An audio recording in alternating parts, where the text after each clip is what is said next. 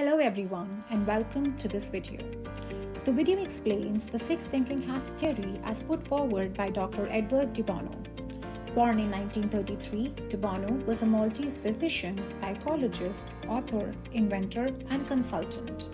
De Bono has written several books about thinking. His most famous work is the six thinking hats theory, which he introduced in the year 1986. When he authored the book, The Six Thinking Hats. It was through this book that he redefined the way in which we think and take decisions. He associated the idea with problem solving and innovation. Now, what is the idea behind the theory? Well, it was simple. The theory encouraged people to think from different perspectives. The aim was to differentiate among various types of thinking. The theory monitored thinking by allowing the thinker to consider one thing at a time. This thinking encouraged people to use logic and emotion collectively. However, one must consider only one aspect at a time, but more on that later. Additionally, it aids people in analyzing problems, and this in turn increases productivity. The thinking under this hat is called parallel thinking, which means that everyone is heard and every opinion is valued equally. The concept is based on exploring different aspects of an argument and not on winning it. So what exactly are the six thinking hats? De Bono has used the six hats metaphorically to describe the six stages of thinking, and each was assigned a color. These colors were the white hat, green hat, blue hat, red hat, the black hat, and the yellow hat. Each has its own purpose in the thinking process. Let's begin with the white hat, which is the factual hat. It is called the factual hat because when a thinker wears this hat, he should solely pay attention to the facts and information he has at hand. Under this hat, the thinker must identify and filter the relevant data. He must look for what information he has, what is needed, and how will he obtain it. The next hat is the yellow hat. This hat can be referred to as the optimist hat. But why is that? The thinker under this hat must keep a positive outlook towards the situation. The hat promotes constructive thinking and focuses on the benefits and values of an idea. Just like sunshine, the thinker under this hat has to look at the bright side. Attention must be paid to the opportunities and possibilities. Logics and vision under this hat go hand in hand. The black hat. Due to cautionary nature of thinking under this hat, it is also known as the judge's hat. The black hat identifies risk. Thinker must critically judge and give logical reasons for concerns. Under this hat, risk and weaknesses are a devil's advocate. It's a survival hat because the thinker must be aware of what is going to work and what is not. The idea must be in line with the strategy that is to be followed. Next up is the red hat. The thinker under this hat must allow himself to express his intuitions, emotions, and feelings without having to give any explanation or justification. It answers the questions like what does the thinker like and why does he like it. The hat is also called the hat for the heart. The thinker should be able to express his fears and things that he likes and dislikes. Since feelings do influence our actions, it is important that they are clearly expressed under this hat. The fifth hat is the green hat. This hat is called the creative hat because it acknowledges the creativity of the thinker. It motivates the thinker to think out of the box and let his creative and innovative side take over.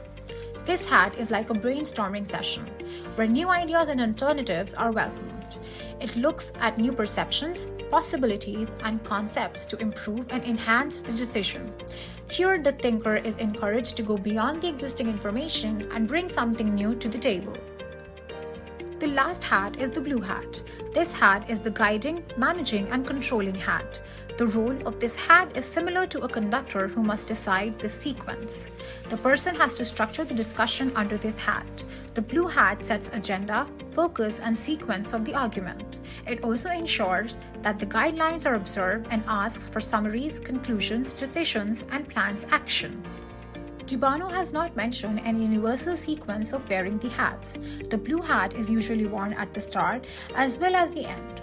However, it is important to note that only one hat is worn at a time to avoid mixing emotions and logic, which could entangle the discussion and argument. When the theory is applied in a group meeting or discussion, it is vital that every person is wearing the same hat. Now that we've understood the hats, it's time to know where this theory can be applied. The six thinking hats theory encourages leadership development. It also assists in communication of ideas and enhances creativity. Using this theory advances critical and analytical thinking. De Bono's six thinking hats can be used to make any type of decisions from project management to product and process improvement. Just like any other theory, this one also has its fair share of pros and cons. Let's focus on the pros first. The theory stimulates parallel thinking, which welcomes everyone's opinions and gives them equal importance and value. It helps a thinker clearly analyze situation by making space for thinking in different aspects. It also provides multiple solutions to a single problem. However, due to its various stages, the theory is considerably time-consuming, which can result in a delay in taking decisions. This thinking is plausible of causing conflicts also because everyone has a different perspective. Let us now look at the theory from a management perspective, shall we? So what is management? Management is a guiding operation which exists practically everywhere, especially in the business world. Management involves deep thinking process.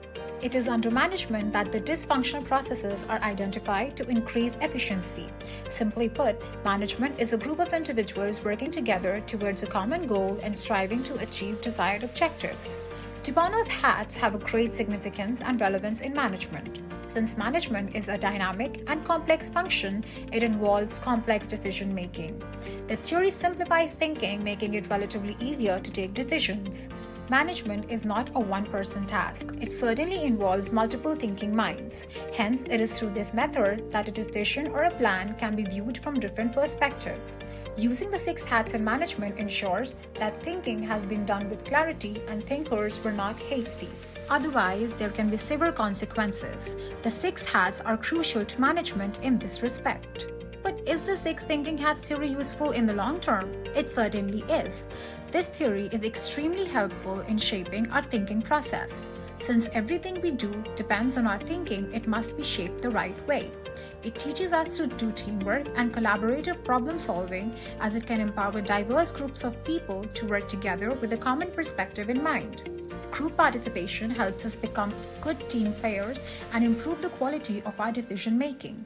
While working in an organization, it will help us in creating a productive atmosphere, minimizing counterproductive and negative behavior that would otherwise lead to conflict between team members. It also makes meetings more productive. The six thinking hats also assist in avoiding egos and protectionism since they may influence decisions. It encourages innovation and empowers us in many ways.